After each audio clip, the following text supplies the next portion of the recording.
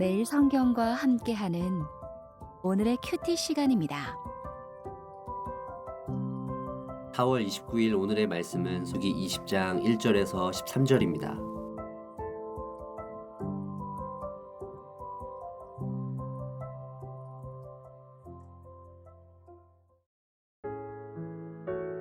첫째 달에 이스라엘 자손 곧 온 회중이 신 광야에 이르러 백성이 가데스에 머물더니 미리암이 거기서 죽음에 거기에 장사되니라. 회중이 물이 없으므로 모세와 아론에게로 모여드니라. 백성이 모세와 다투어 말하여 이르되 우리 형제들이 여호와 앞에서 죽을 때에 우리도 죽었더라면 좋을 뻔하였도다. 너희가 어찌하여 여호와의 회중을 이 광야로 인도하여 우리와 우리 짐승이 다 여기서 죽게 하느냐. 너희가 어찌하여 우리를 애굽에서 나오게 하여 이 나쁜 곳으로 인도하였느냐. 이곳에는 파종할 곳이 없고 무화과도 없고 포도도 없고 석류도 없고 마실 물도 없도다. 모세와 아론이 회중 앞을 떠나 회막문에 이르러 엎드리매 여호와의 영광이 그들에게 나타나며 여호와께서 모세에게 말씀하여 이르시되 지팡이를 가지고 내 형 아론과 함께 회중을 모으고 그들의 목전에서 너희는 반석에게 명령하여 물을 내라 하라. 내가 그 반석이 물을 내게 하여 회중과 그들의 짐승에게 마시게 할지니라. 모세가 그 명령대로 여호와 앞에서 지팡이를 잡으니라. 모세와 아론이 회중을 그 반석 앞에 모으고 모세가 그들에게 이르되 반역한 너희여 들으라. 우리가 너희를 위하여 이 반석에서 물을 내랴 하고 모세가 그의 손을 들어 그의 지팡이로 반석을 2번 치니 물이 많이 솟아나오므로 회중과 그들의 짐승이 마시니라. 여호와께서 모세와 아론에게 이르시되 너희가 나를 믿지 아니하고 이스라엘 자손의 목전에서 내 거룩함을 나타내지 아니한 고로 너희는 이 회중을 내가 그들에게 준 땅으로 인도하여 드리지 못하리라 하시니라. 이스라엘 자손이 여호와와 다투었으므로 이를 무리바 무리라 하니라. 여호와께서 그들 중에서 그 거룩함을 나타내셨더라.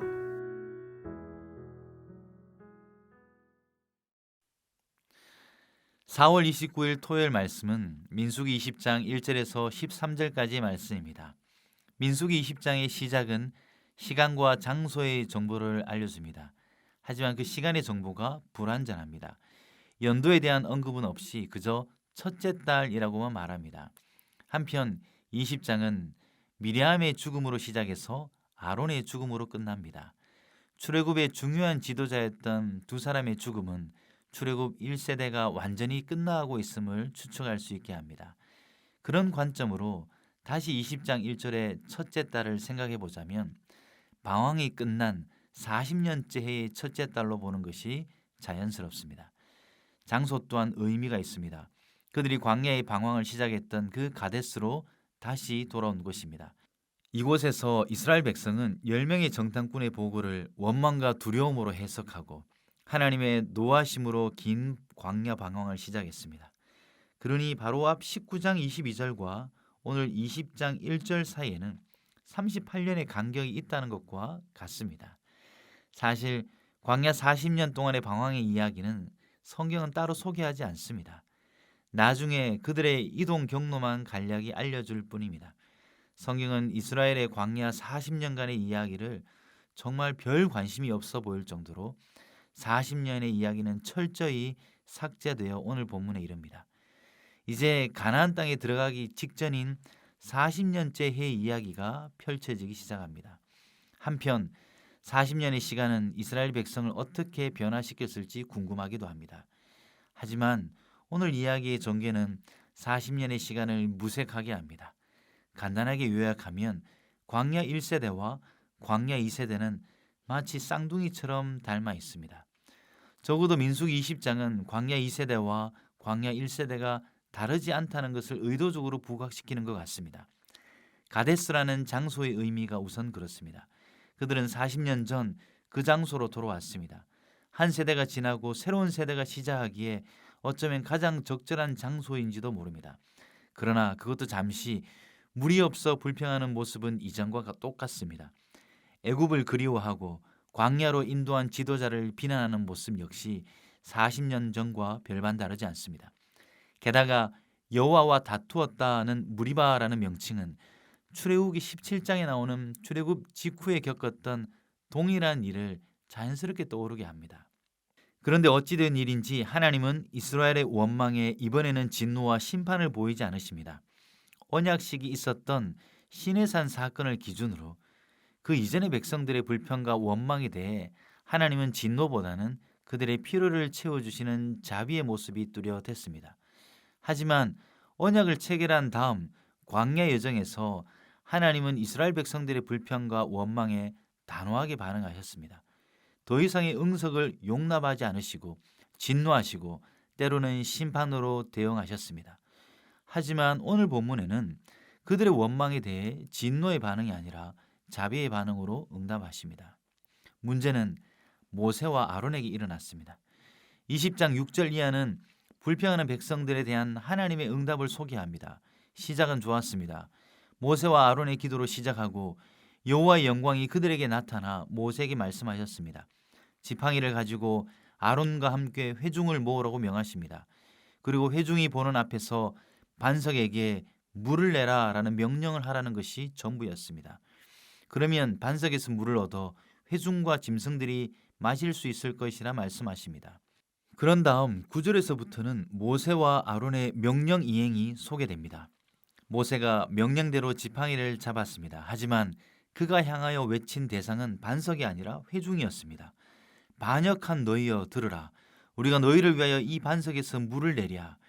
마지막으로 그의 지팡이로 반석을 2번 쳤습니다. 결과는 좋았습니다. 물이 솟아나와 회중과 짐승들이 물을 마실 수 있게 되었습니다. 모두가 물을 마실 수 있게 된 결과는 좋았지만 하나님만은 다르게 보셨습니다. 하나님은 모세와 아론이 12절에 나를 믿지 않았다, 내 거룩함을 나타내지 않았다고 꾸짖으십니다. 그리고 그 대가는 너무나 참혹합니다. 2 사람은 이 일로 약속의 땅에 들어가지 못하게 되었습니다. 모세와 아론의 행동이 무엇이 믿지 못함이고 무엇이 거룩함을 나타내지 않은 것일까요? 우리가 너희를 위하여 이 반석에서 물을 내랴 라는 말이 물을 내는 주체가 하나님이 아니라 모세와 아론 자신들로 여겼다는 뜻일까요? 바위 위에 명령하는 대신 지팡이로 2번 친 것이 문제였겠습니까? 아니면 2번이나 반석을 치고 백성에게 반역한 너희여 라는 말 속에는 2 사람의 잘못된 혈기가 가득했기 때문일까요? 화근할 수 없지만 그들의 믿음 없음과 거룩함을 나타내지 않으면 이 모든 것들이 포함되어 있을 겁니다. 결론적으로 이 무리바 사건은 하나님의 진노 없이 지나가지 않았습니다. 이스라엘 백성들에게는 진노하지 않으셨지만 결국 모세와 아론은 그 대가를 치러야 했습니다. 오늘 본문은 2 종류의 신실함을 묵상할 수 있습니다. 첫 번째는 잘못된 신실함입니다. 광야 1세대와 다르지 않는 광야 2세대입니다. 변하지 않는 그들의 모습은 방황의 시간 자체가 사람을 변화시키지 않는다는 것을 배웁니다. 또 다른 신실함은 약속의 땅에 대한 하나님의 언약의 신실함입니다. 이스라엘 백성은 여전히 약속의 땅에 들어갈 자격이 없어 보이지만 하나님의 신실함 때문에 그들은 약속의 땅에 들어갈 것입니다. 이것이 더 중요한 의도처럼 보입니다. 들어가는 이의 자격이 아니라 약속하신 분의 신실함이 우리를 오늘도 인도하고 있습니다. 둘째로는 모세와 아론의 모습을 통해 우리에게 교훈을 주십니다. 그 결과가 2 사람에게 매우 가혹해 보여도 지도자의 위치는 그토록 무거운 것임을 알려주십니다. 백성들의 불평에는 진노하지 않으셨지만 지도자의 불신앙은 그냥 넘어가지 않으셨습니다. 모세와 아론의 실수에도 물은 흘러 넘쳤습니다. 좋은 결과에 우리의 허물을 어물쩡 숨길 수 없습니다. 하나님의 시선과 평가는 다를 수 있습니다. 좋은 결과는 순전히 하나님의 자비하심 때문인 줄 알고 바른 순종과 거룩함을 나타내는 우리가 되길 소원합니다. 기도하겠습니다. 주님, 광야 40년을 지나 새로운 세대가 출현했지만 그들 역시 이전 세대와 다르지 않음을 보게 됩니다. 여전히 불평하고 하나님과 다투는 우리의 모습과 닮아 보입니다. 우리는 여전히 완악하지만 하나님의 자비하심은 변함이 없으시기에 오늘도 우리의 삶을 인도하실 줄 믿습니다. 믿음 없음으로 반응하지 않게 하시고 하나님의 거룩함을 드러내는 오늘 하루가 되게 하여 주시옵소서. 예수 그리스도의 이름으로 기도드립니다. 아멘.